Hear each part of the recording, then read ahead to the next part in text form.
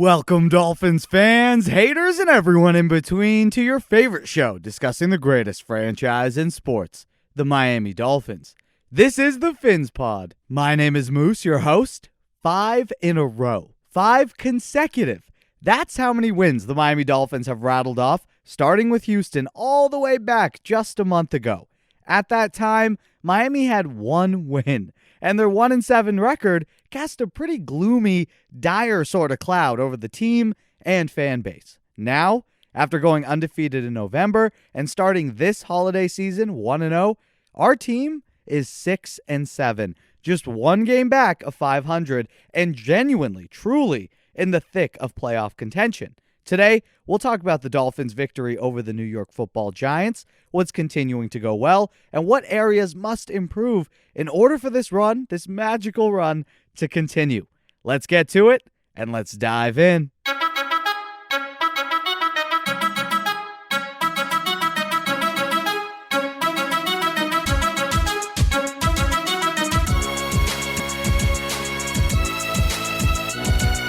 The Dolphins were set up to win this game from the beginning of last week. Daniel Jones was likely not going to play, and in his stead, the team would face Diet Joe Flacco, Mike Glennon.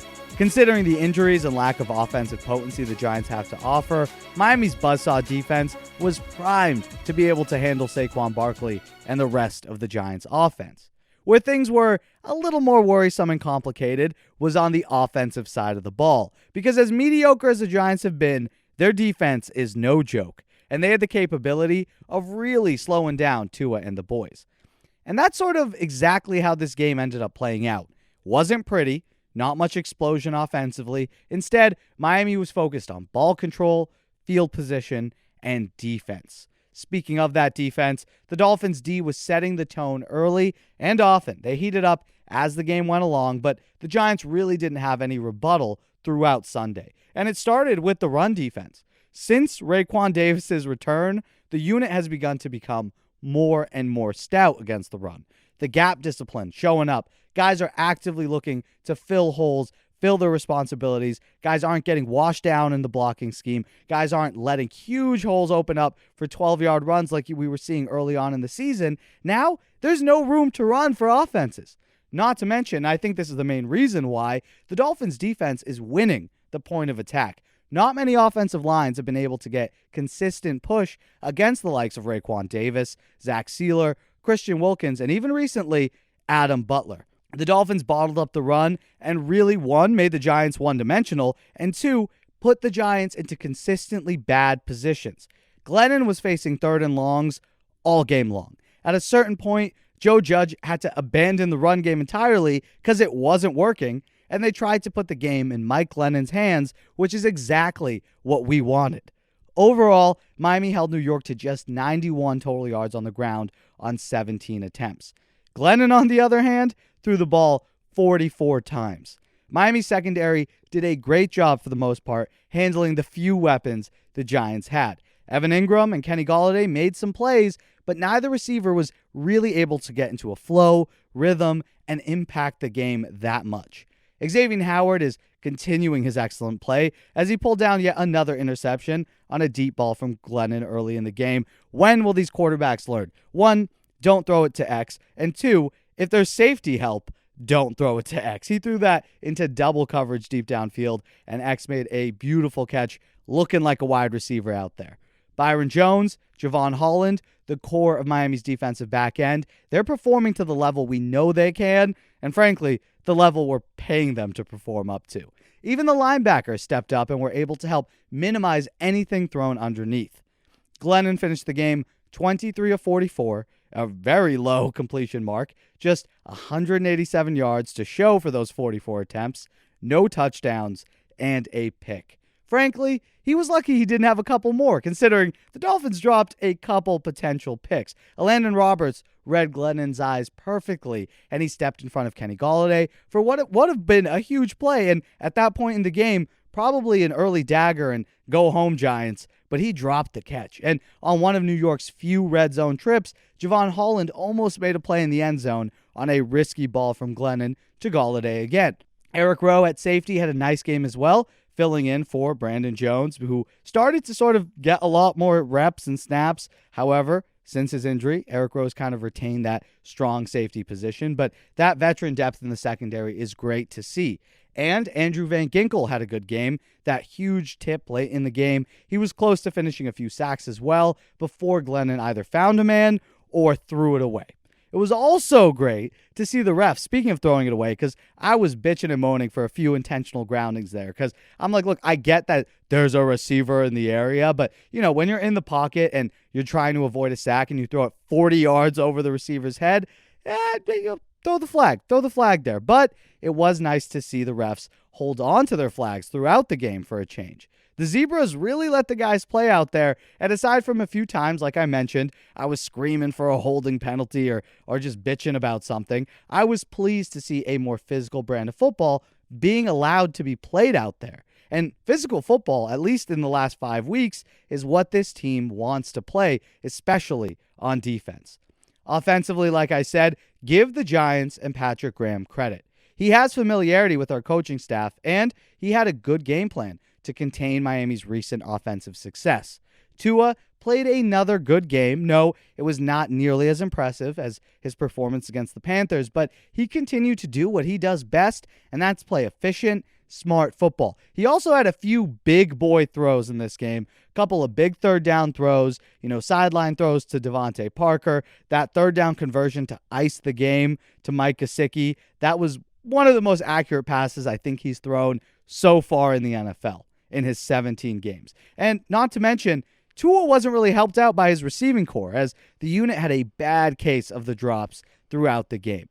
Gesicki, after making an amazing one-handed catch on a play that lost yardage, then struggled after that awesome catch and had a few uncharacteristic drops. Once in the end zone, a ball was perfectly placed, hit him in the face mask, and then another ball which was overthrown, but it still hit him in the hands. He dropped that as well. And that isn't something that I'm really concerned with. If we do see drops down the stretch, then maybe we can have a conversation. But after so many games where his hands are essentially super glue, a down day is okay. And I wouldn't even call it that much of a down day, considering he was still relatively productive, finishing with 7 receptions for 46 yards. Waddle also had a bad drop. He was running a slant over the middle of the field, and if he caught it, was either gone or at least going to get a huge chunk of yardage. Instead, the ball bounced right into his chest and out of his grasp. That's all right, though, because he played well aside from that, and even managed to break Miami's all-time rookie record for receptions. Just the first rookie record that he's primed to break this season. But we'll get more into his performance and specifically what records we're talking about in our next segment. The offensive line was adequate. Nothing to write home about in either the good or bad direction, but when you consider what we've seen from the unit in the past, that means it was decent. I'll give them credit for that. They weren't completely just turnstiles back there. Yes, there were the plays. Tua got sacked twice. There were other times where he really had to move in the pocket, but generally, they gave him enough time to run the offense. They weren't really able to open up many running lanes, but they gave Tua a few nice pockets and refrained from picking up many penalties, which helped not kill drives that in the past would get killed when there's a holding call, a false start call. Speaking of the run game, Myles Gaskin and Savon Ahmed were not really able to get much going, and the Dolphins finished with just 68 yards on the ground. That allowed the Giants to play up on us, limiting Tua's options underneath and forcing him to look to his second or third read more often than he's done in the past.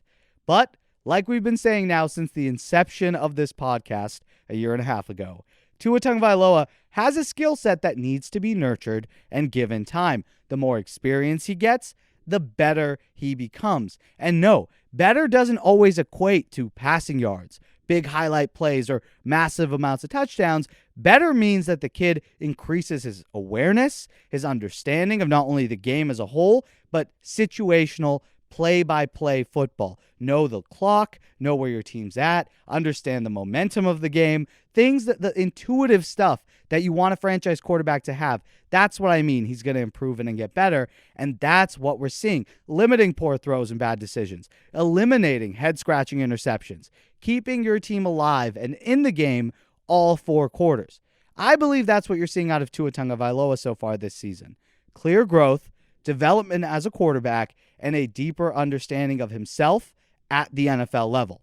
If we want this stretch to continue and the fun topic of a playoff push to still exist, then that growth and maturity must continue. Tua finished the game 30 of 41 passing, 244 yards, and 2 touchdowns. I'm not only going to give Tua the credit, though, for these recent successes. Begrudgingly, I'm going to give some love to the offensive coaching staff, because it's clear, not just from the play designs, but the way Miami is calling the game, that Eric Studesville and George Godsey have developed a better, more intimate understanding of their personnel. You can't consistently give Tua a clean pocket? Well, roll him out to buy time. Commit to the run game, no matter how bad the results are, just to try and keep defenses honest, and call route combinations that allow Tua to get the ball out of his hands quickly. Yes, sometimes seeing 4 to 8 yard completions back to back to back can get boring for some of you, but considering the limitations of your O-line, the lack of talent in this backfield, I think Godsey is doing a nice job of calling games to try to mask our weaknesses. In the red zone, Miami is no longer trying to play traditional smash mouth football. We're not lining up 11 on 11 saying, we're 6 yards away, we're handing it up the middle, and Myles Gaskin's going to get in there. We're not asking Tua to do a 3-step drop and survey the field. On both of his touchdown tosses, Miami not only rolled him out to the left, but called a play which stretched the defense horizontally. That's great to do in the red zone because space is so limited. When you're in between the 20s, marching up and down the field, not only do you have 53 yards of width to play with, the horizontal aspect of a football field, you have plenty of grass to use vertically to try to spread out defenses. But when you get to the red zone, all that vertical space is gone. So defenders are able to play much tighter on receivers because they know there's nothing behind them to worry about, and windows open and close much more quickly. Things are condensed. However, despite that limited field space you're working with vertically, the field still remains 53 yards wide. So it behooves an offense to try and call plays that utilize the width of the field because that's still the same. And that's why rollouts have been so effective for Miami in the red zone. Because in order to be effective with that, you need accuracy, which Tua has plenty of, and speed from your weapons, allowing someone to pop open. Because at that point, when rollout routes are straight up just sprints, you're running to the corner of the end zone, or you're running an out route, you're trying to get to the pylon, whatever. It's a race between the receiver and the defender. And instead of being stuck trying to go vertical, you're going horizontal. And there's way more room to run and more time for the quarterback to find that opening and hit you. So it was great to see those rollouts finally being implemented when early on we just saw them keep asking Tua to step back in the pocket like a traditional quarterback with a decent offensive line and expect something to happen. Mac Hollins had a nice catch for a touchdown this way, as did Isaiah Ford, both in the left corner of the end zone following a rollout. Little things like that, right? Small improvements from an offensive philosophy standpoint are a big reason for the team's success. Now, let's get a little more specific regarding individual performances. Who shined? Who continues to struggle? Let's get to our studs and duds segment. But first, a brief word from today's sponsor. These days, it can be hard to find and hire the right candidates for your small business. That's why LinkedIn Jobs made it easier to find the people you want to talk to faster and for free. I know when I'm looking to find a new job or build a career, network with others in my field, I turn to LinkedIn. And as a potential employer or employee, you can too. Create a free job post in minutes on LinkedIn Jobs to reach your network and beyond to the world's largest professional network of over 770 million people. Focus on candidates with just the right skills and experience for your job and use screening questions to get your role in front of only the most qualified. Then, use the simple tools on LinkedIn Jobs to quickly filter and prioritize who you want to interview and ultimately hire. Save time, make your life easier. It's why small businesses rate LinkedIn Jobs #1 in delivering quality hires versus leading competitors. LinkedIn Jobs helps you find the candidates you want to talk to faster. Did you know every week nearly 40 million job seekers visit LinkedIn? 40 million. Post your job for free at linkedin.com/PNP. That's linkedin.com/PNP to post your job for free. Terms and conditions apply. This edition of Studs and Duds is going to be fun, not just because we had a few standout performances, but the guys being highlighted seem to only be getting started. And the first stud goes to someone who is quickly probably becoming one of my favorite players, Jaelan Phillips. Last week, he had a hat trick, racking up 3 sacks. Against the Giants, he managed 2 more. Not only did those plays help end a drive, one which was important for the Giants at that point in the game, but it increased Phillips' season sack total to 8.5. As a rookie, nabbing 8.5 sacks in your first season is great. It's more than Chase Young did, and that guy was taken top 5 last year. It gets even better when you remember that there's still 4 games left to play. So that mark, 8.5 sacks, not only is second right now amongst rookies, behind only Micah Parsons, who has 10, but it's also a Dolphins rookie franchise record. Phillips has already had the most prolific year for a Dolphins rookie pass rusher, and I truly believe he's only ascending. I'm excited to see where he ends up in January, not only how many more sacks he can pull in, but also just to see his entire game get better and better each week. His moves are better. He looks stronger. He's shedding off a tackle. Look, he was on Andrew Thomas for those sacks. That's not like just nobody. He was a first-round pick. He's a strong man. He might struggle with technique, but Jalen's second sack was just him being like, all right, screw you, shoving him aside and getting to Glennon. Now, of course, that was his covered sack. Glennon was holding on the ball for a while, and it wasn't like Phillips, owned Andrew Thomas on his way to the sack. He was able to finally break free, but just the fact that he's disengaging and getting to the quarterback, at least applying pressure at minimum, is great to see. And I said this when I mocked him to Miami leading up to the draft and after he was selected as well. Physical talents like this are hard to find on the edge. Phillips has all the tools. The real question, as with every rookie, especially a high first-round pick, is whether he could put it together and elevate even more once he reached the league. So far, Jaelan has done just that. Not everything can be positive, though. We do have a few duds, starting with Myles Gaskin. Look, I've been a defender of his for a while, and for what he is, a former 7th-round draft pick, Gaskin has given this team a lot. His value has already kind of been proven out. My issues with him, though, stem from his ability as a running back. I understand the line isn't really opening much up for him, but Gaskin is not able to churn out anything more than what the defense is giving him. His vision is really not great.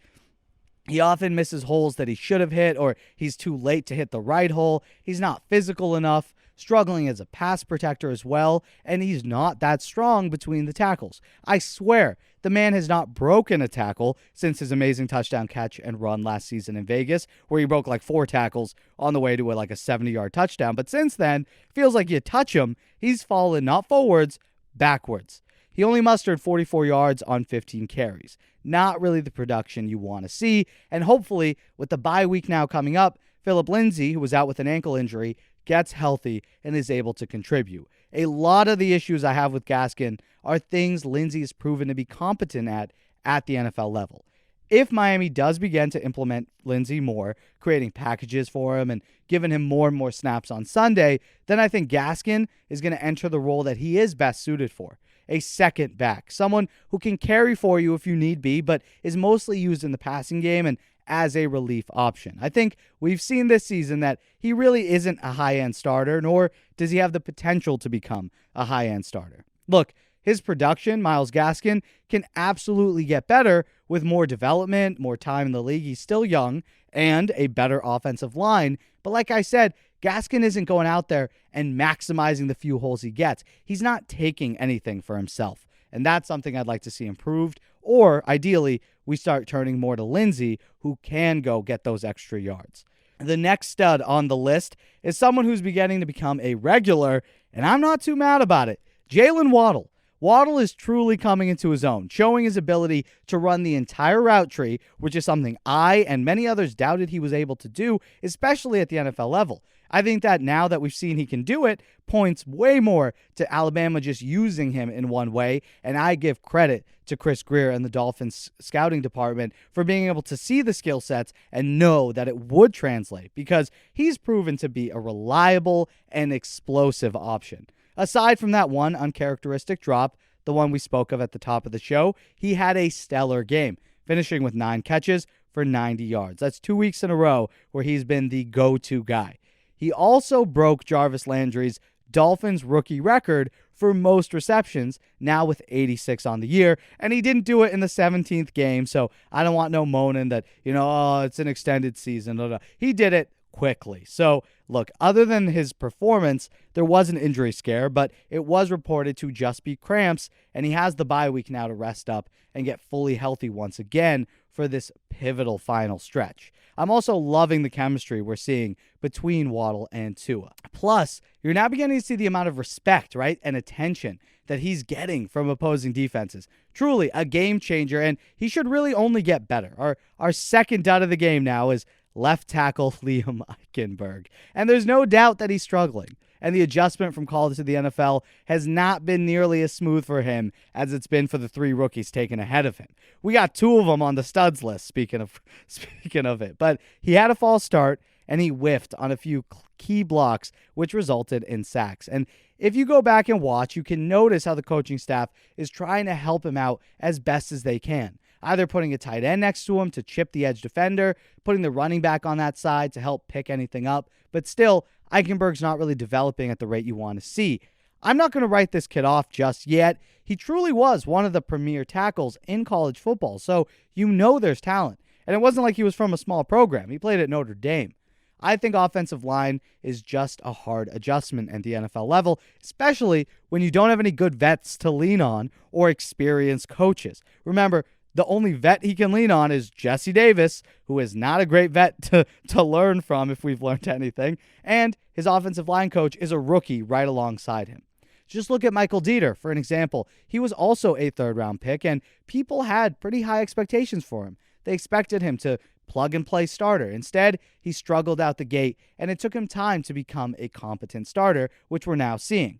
Unfortunately, because of the mistakes this front office, and specifically Chris Grier, have made in building the offensive line, we don't really have a choice but to go through these growing pains together, and Eichenberg is inevitably going to have to go through those as the season goes on, and as considering he's playing the hardest position on the field, or that's quarterback, but one of the most challenging positions on the field at left tackle. So development is something that I think we should give him, and it's not like he's allowing 3 sacks a game, okay? He is okay. He just needs to improve. And of all the linemen, he had the worst day. That's rare. Good for you, Jesse Davis. You weren't the worst. Our final stud, and this is a name I have missed, Devontae Parker. He was huge in the game, not only catching all of his targets, but also making some vital catches on third down. He finished the game with 5 receptions for 62 yards, and he had 2 beautiful, chef kiss toe tap catches on the sideline, both showing his elite talent level and also the chemistry, which still remains between him and Tua. The timing is still there. Look, I understand the negative attitude people have about Devontae Parker. We've made jokes about him too on this show, but like most things, context is key. My problem with Parker, and I think most people's problem and their frustration's root, is his availability. The frustration you have with him are not because of the player he is, it's because you're not getting that player on the field. Because when that player's on the field, healthy and ready to go, you got a high-end outside target on your hands. His size is unique to Miami's receiving group, and his experience is also important. He's a vet now. He's, I think, the most experienced guy in the room, but a former first-round pick for a reason as well. The man's body control, strong hands, high-pointing ability are elite. Feel free to disagree with me in the comments below, but I'm only annoyed that we can't get him all the time. Because as a player, he's fun to watch and really a weapon on the outside. Those 2 catches, like I said, especially that second one, at that point in the game to help kill the clock, that third down conversion was huge. And just that body contortion and that control to catch the ball while falling backwards after running forwards, and then also have the presence of mind to touch both those feet in and confirm the catch. But again, like we mentioned with Waddle before, the bye week now should allow him to rest up. So if anything got pulled, anything tight in the hammies, recover, and then be good to go for at least 1 more week before we need to worry again. And our last dud is Justin Coleman. Look, he didn't have a horrid game, and I could just as easily put Nick Needham here, but the slot corner role, I guess, is really what the dud is, because that was the Achilles heel. The Dolphins were able to get the Giants into plenty of third and longs. However, give Mike Glennon credit here. Early in the game, he was converting those 3rd and 8s, 3rd and 11s, at unfortunately a pretty good clip. I was getting frustrated how easily they were getting those chunk yardage, and his favorite target, Evan Ingram. Ingram was the one who was eaten against Coleman, and to be fair to him, he's picked up his play, talking about Justin Coleman from earlier this year where I was ripping him every week. He was getting burned almost every time the quarterback was dropping back, but it's still not to the caliber of performance despite the improved play as other guys in his unit. But to be fair, that's a really high standard, considering he shares the defensive backfield with Xavier Howard, Byron Jones, the veteran Eric Rowe, and now an ascending star in Javon Holland. So if you're nothing short of really good, you're going to look worse. But Coleman was the guy I noticed multiple times on key 3rd downs getting burned. Still, for Miami's defense to continue to play lights out, they need all facets to be full go. Right now, Miami's nickel corner position, Coleman and Needham both, need to be more consistent. Once you play better offenses, they got more weapons, so your weakest link is as good as your defense is going to be. So as long as they get better, and they've shown they can, they've had great performances this season, I just think they had not their best game. That concludes our studs and duds segment. Plenty of good, a little bad, but mostly good. I mean, it was a 20-9 victory. Now, Miami gets a much-earned bye week. After 5 wins in a row, especially considering how physical Miami's been in those wins, getting a Week 14 bye is huge for this team. And it's really funny because when we were 1-7, right, I think a lot of fans were looking at this Week 14 bye week and kind of being, myself included, like, oh, how classic, just like that trade with the 49ers. How cocky are you? You think you're going to be competitive, so you ask for a late bye, and now you're 1-7. You probably could have afforded a bye like Week 5, so Tua could have come back. So I was expecting this Week 14 bye week. If you asked me back in, mid-October, I would have been like, I wish it was earlier, because honestly, like, what's the point? We're going to be like 3-10 at that point. Who cares if we get a bye week? But considering the turnaround, I'm loving the fact that Miami gets to rest up, refocus, retool at this point in the season, because thanks to the last 5 weeks, they've set themselves up for a real playoff run. And that's great now that we get the bye week this late. Not only, right, for guys trying to return from big injuries, like I don't think Will Fuller's going to come back after the bye week, but hey, it at least gives a little more time. But you know that everyone, even the guys who aren't appearing on the injury list, have bruises and bumps which need time to heal. And a little bit of time off helps with that. So you hope they can rest up, return fresh and ready to go. For the coaches, this is now time for self-evaluation, some self-scouting. Look at your season holistically. What's improved, what needs work, and what plays seem to be most effective. What adjustments have you made in the past that have worked? What adjustments don't work? Going forward, implement that into your weekly game planning.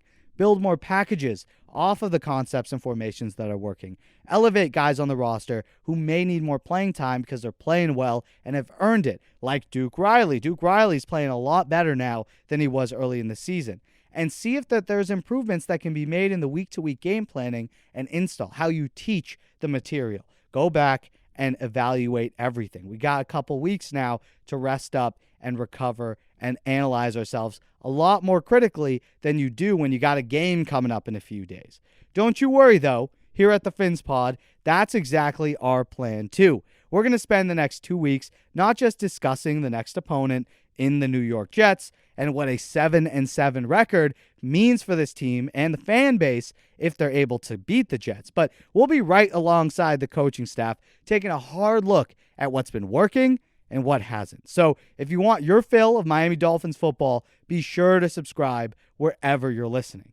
The march to 5,000 subscribers on YouTube continues, and I want to thank all of you who have recently joined the pod, and a huge thank you to those who have been on the journey for a while now or the whole time. The community we're building is something I genuinely love. The engagement is great, and I feel like we have some of the smartest listeners out there. So thank you all for listening, and please, if you have any suggestions for me to improve as a host, suggestions for the show as a whole, let us know by leaving a review on the podcast on iTunes.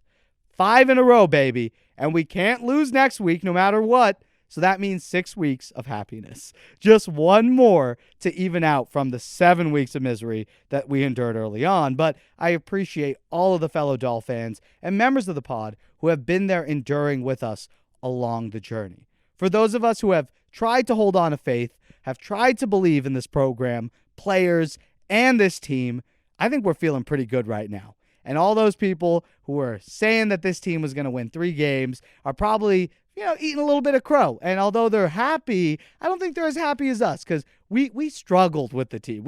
We held on while they jumped ship. So the fact that we're floating again, I feel like I can breathe. Fins up. The Dolphins earned their 5th straight win relying on their aerial attack today, guys. Tua, you had amazing chemistry with your receivers. Mike Gesicki, Devontae Parker coming back from injury. Is this the best connection you've had with them all season? I think there's a lot that we can learn from today. Ball placement for me, some catches, but I think overall it's a continuation of us learning and growing together. So I wouldn't say we're satisfied. We're glad we win, but we're glad we won, but we're not satisfied. And that's why you have a winning mentality. Let's talk about your rookies for a second. Jalen Phillips set a new rookie franchise record for sacks. Jalen Waddle, a new rookie receptions record. How important is this youth movement to where the Dolphins want to go? Well, you can see they have a big impact in the things that we're doing as an organization. And they help us offensively, defensively, and in the kicking game. So. You get a bye week now. When you reflect back on what you've done well, what you want to improve on, especially with playoffs still in the picture, what are your initial thoughts? Who's the next game on the schedule? We're going to focus on things that we can get better at next week, throughout the bye week, and then we'll focus on the Jets following week. Thanks to it. Enjoy the win. We appreciate your time. Thank you. That's going to do it for us here today. Thank you guys so much for listening to the PhinsPod. Hope you enjoyed it. Enjoy that Victory Monday as well, especially to you, Timothy Ritchie, Brian Guger, Brandon Leist, and Chris, members of the pod and supporters of the show over on Patreon. Check that out. Links in the description, or head to patreon.com/PhinsPod. Thank you all so much for the continued support, and please remember to like the video if you enjoyed the show and subscribe just so you never miss a chance to chat about your Miami Dolphins.